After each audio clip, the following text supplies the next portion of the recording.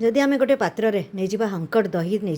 से गोलमरीच गुंड देदेबा काजू किसी काटिकी देदेबा किसमिश देदेबा जीरा को भाजिक गुंड करके देदेबा किसी गरम मसला देदेबा आउ कंचा लंका काटिकी देबा धनिया पत्र लुण ब्रेड क्रम्स देदेबा से चाट मसला देदेबा तापरे ताको टिके आकार हाथ में गढ़ीदेबा गढ़ी देकरी ब्रेड क्रम्स दुई पट साइड भल भाव टिके कोटेड कर देकरी तापरे मीडियम हिट्र तेलरे ताको दुई पट साइड गोल्डन ब्राउन है पर्यंत आम ताको भाजिबा दुई पट साइड जो भाजी हो काढ़ी आनिबा काढ़ी आणिकी आम ता उपरे फ्रेश क्रीम देदेबा